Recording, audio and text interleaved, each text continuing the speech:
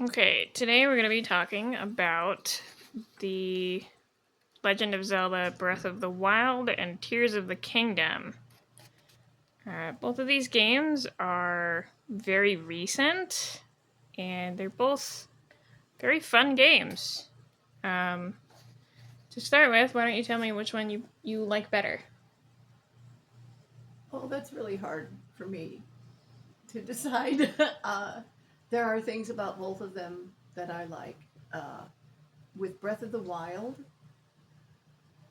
that's that's the one that they have more flexibility on moving around in climbing on the mountains and all of that kind of thing, right? Both games have the same basic mechanics for moving around. Link has the same controls in both games. But Breath of the Wild is the game that started Open world, the open world and with Link's ability to climb up sheer cliff faces using stamina. right? And Tears of the Kingdom has that as well, and it's slightly expanded upon. Yeah, and for with Tears of the Kingdom, for as no Breath of the Wild, for as old as it is compared to Tears of the Kingdom, because that's the new one. I noticed that the the graphics are still good on Breath of the Wild for how old it is and how much has changed in 20 years. Didn't you say it's 20-year old or No, 10? no, Breath of the Wild is the one that came right before Tears of the Kingdom. It's only a couple years old. Oh, okay. And Tears of the Kingdom is the newest one. Yes. Okay. So Breath of the Wild I thought that came out on the Switch I and the Wii U. I think you're getting it mixed up with another game. okay. Okay. So Breath of the Wild came out right at the end of the Wii U. So it was on the Wii U and the Switch. Okay. Okay, but Tears of the Kingdom is, other than that, the Echoes of Wisdom is the most recent Legend of Zelda game, right? Yes. Okay, so I remember the first time you started playing Tears of the Kingdom and the graphics. It was just so beautiful. Some of the things that they showed at the beginning of the game were just fascinating, and it was just so gorgeous. The quality of the picture and everything was just so wonderful. Yeah, Breath of the Wild is beautiful too. I enjoyed watching you play both of those games. They and the mechanics of both of them, with Breath of the Wild, the different uh, monsters, the big mechanical creatures that you. Those would be the. Oh, I forgot what they're called. They're called Divine Beasts. Right, each of the divine beasts and the different mechanics that you had to use, the different things, the different ways that you had to get through the different divine beasts was really uh, very interesting to me, especially after watching you play it multiple times. It was interesting to see the different things that Link had to do, and then with Tears of the Kingdom, being able to go and actually starting in the sky and then going down and to ground level, and then going down even further into the caverns or Underground. underground. The, those different levels made it very interesting, and the different things that you can do in each of those levels was very interesting. You didn't answer the question, though. Which one is your favorite? Which one is my favorite? Because I can tell my favorite easily. It's Tears of the Kingdom. Yeah, I was just going to say, I would say it's Tears of the Kingdom. There's a lot more going on.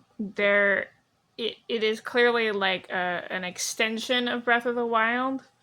It's clearly progression on the mechanics of Breath of the Wild. It's a sequel for a reason. They really built upon the foundation that Breath of the Wild created and added much more to it. And while they never explain why the Guardians from Breath of the Wild disappeared, they never explain what happened to some of the characters from Breath of the Wild that disappeared. Nintendo is very well known for leaving their fans in the dark. Yeah, that's true. It is often simply not explained. You know, You don't know? Oh well. We're not going to tell you. It's a matter of it's not important to us, so we're just not going to explain it to you. Yeah, that's true.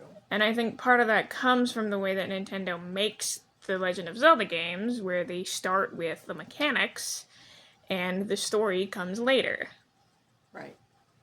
And a lot of the story elements in Tears of the Kingdom are built off of Breath of the Wild's ending, where there was a reunion at the end of Breath of the Wild, and you can see in Tears of the Kingdom that Link and Zelda spent a significant amount of time together, and it's heavily implied that they moved into Link's home in Hateno Village. In where? Hateno Village, Oh, okay. where Link is from. Okay. He had a house there that you can purchase and refill with furniture. And in Tears of the Kingdom, underneath Link's house, in the well, is Zelda's secret room where she was working on his stuff. Oh, that's right. I remember that now. Yeah. So it's heavily implied that they moved in together. And really, nothing would stop Zelda from moving in with Link. Both of her parents are passed. She is essentially running the kingdom. She can do whatever she wants. That's true. And what she wants to do is rebuild the kingdom with the person she fell in love with. Right. And the fact that they in the beginning of Tears of the Kingdom, you see them underground trying to figure out where this mist is coming from. The malice. Right. There is a purple goop that is spreading throughout the kingdom, making people sick, and Link and Zelda are underneath Hyrule Castle trying to figure out where it comes from. And that's when they find Ganondorf and accidentally awaken him. Right. And that's an interesting concept too, to have the mist or whatever it was called. What did you call it? Goop. The goop. Okay. To have that, and they follow it, and then they find Ganondorf, and accidentally awaken him, and then he destroys things. Yeah. and but going on to some of the mechanics, some of the new mechanics is being able to create weapons or catapults and different things like that by the different things that Link gets, so that he can do these things, so that he can go and save Zelda, figure out where Zelda is, and find her and bring her back. Yeah, I think part of that came from Nintendo seeing the way fans of Breath of the Wild took the few tools they had and used them to create many different things. I mean, you only have to look on YouTube to find dozens, if not hundreds, of videos just about Breath of the Wild and the wacky things you could do. And they changed the way that you could make things in Tears of the Kingdom to basically give the player a tool belt that they can do basically anything with. Right, and also continuing on from Breath of the Wild, the feature, I guess, where your weapon or the weapons become um, less powerful and they break down eventually, which is understandable. That was something that was like, why would they do that? But it makes sense because weapons lose their cohesion or whatever. They weaken just like any other So thing. the actual explanation behind the weapons breaking in the first game, um, there are so many different types of weapons that they wanted players to use different kinds and not stick to one thing only. Right. Um, as far as I'm concerned, the in-universe explanation is that Link's inhuman strength makes most weapons break very easily. Right, which makes sense. You know, a stick breaks after Link swings it 3 or 4 times because he hits with the force of a truck. Right. So it makes sense to have them shatter so easily. And then in Tears of the Kingdom, with the corruption that happens to most weapons, with them being so much more fragile, adding fuse onto that and letting you fuse weapons together or to objects or to other things, it not only extends how long the weapons last, but also how powerful they are. Well, right, being fusing a stick or a branch with a boulder. That's to make a hammer or whatever. Yeah. That was a really incredible idea to me. To just to, to take two things that don't really seem like they would go together, but putting them together, being able to put them together, and creating a pretty relatively powerful weapon for a stick and a boulder, or a stick and a rock, but also uh, the fusion type stuff that they had. I don't remember what it was called, but the power mechanics where they were able to fly and that kind of thing. So that's Ultra Hand, Okay. where Link uses the power of Raru's hand to fuse items together to build things. Right. But I mean the power sources that the different robots in the different places, especially Those are just batteries. in the underworld. Okay, well the batteries are an interesting concept because you can use them to I know at one point you made a skateboard and or a hoverboard or something like that. Yeah. And you can make airplane gliders. Yeah, it's a glider. Have motors and different things like that. You can make a tank kind of, all those things using those power sources to get you from one place to another faster when you don't have or get away from enemies or whatever it is when you don't have the uh, transporting available from one place to another. Well, they made the world so much bigger and they had to have ways of getting around it. You can't just make a huge world and not give someone a way to get around it. Right. Especially if you would have to walk or run or whatever the whole way. They'd be exhausted. Anyone would be exhausted.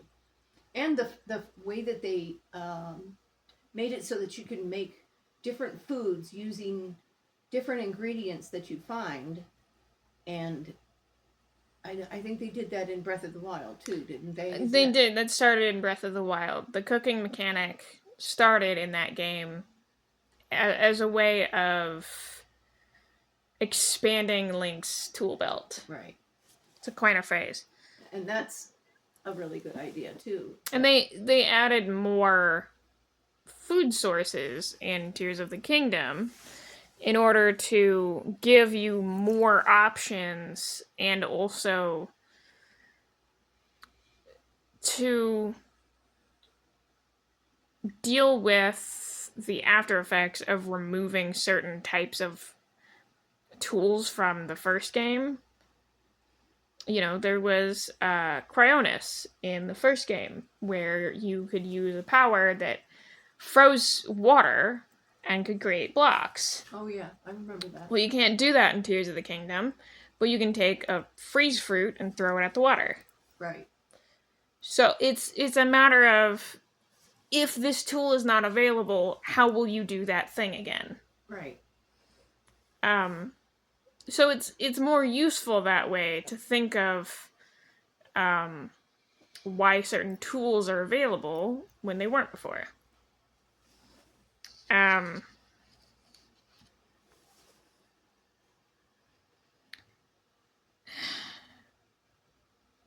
it's also interesting to me that there's a significant time skip between games. I talked about Zelda wanting to rebuild her kingdom, and it's clear in Tears of the Kingdom that they made significant progress. That the town, Terry Town, that you can rebuild or that you can build in Breath of the Wild, is still there in Tears of the Kingdom. The house that you buy that belonged to Link so long ago is still there and has been expanded upon. Right. In one of the main villages, there's a school that is teaching children about what happened during the Great Calamity and trying to prepare them for the future. Right, I remember that. Link's hair is noticeably longer. Zelda got a haircut. You know, these are all things that show a significant difference in time. In the first game, Link is considered too young to enjoy a drink at a Gerudo bar. In the second game, he can make that drink himself. Right. Assuming it's not alcoholic, but it's heavily implied that it is an alcoholic drink.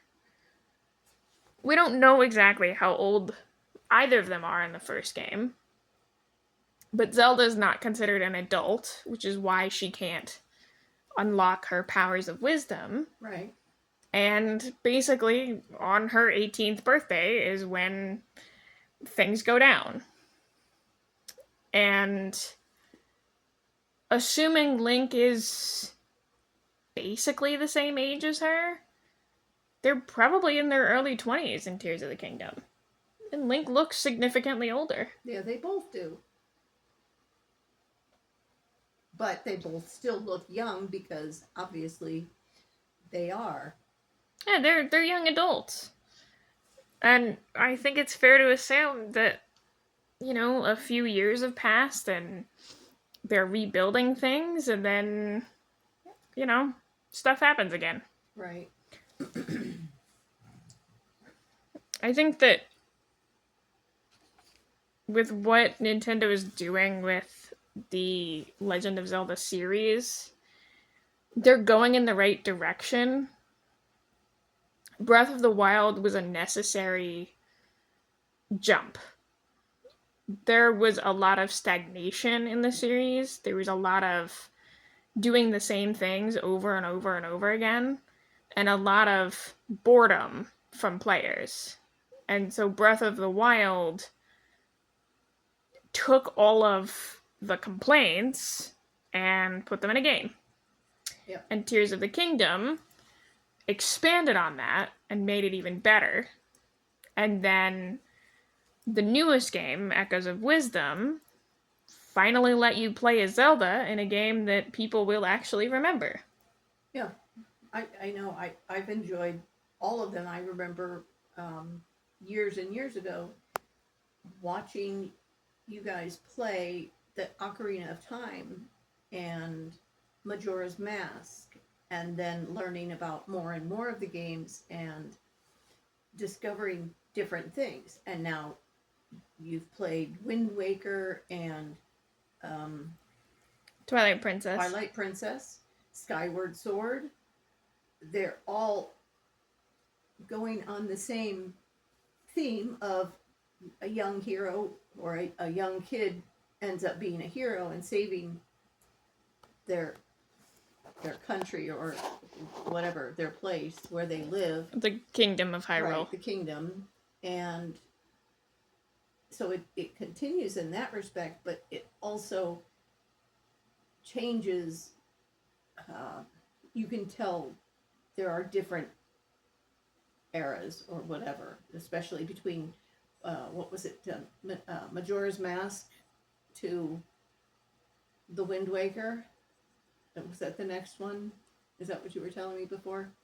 The progression there is Ocarina of Time goes directly into Majora's Mask, but it also, after Ocarina of Time, the timeline splits in 3 directions. Oh. I won't get into that whole thing, Okay. but it's a lot. I mean, people have debated the timeline forever, and Nintendo has put out updated timelines and explained essentially their version of the timeline, and a lot of it really is up to individual interpretation. It does matter. It's clearly something they think about, but it's not the most important thing. Right. The playing is the most important thing. Yes, having fun is more important to them than deciding where something goes in a timeline. Right.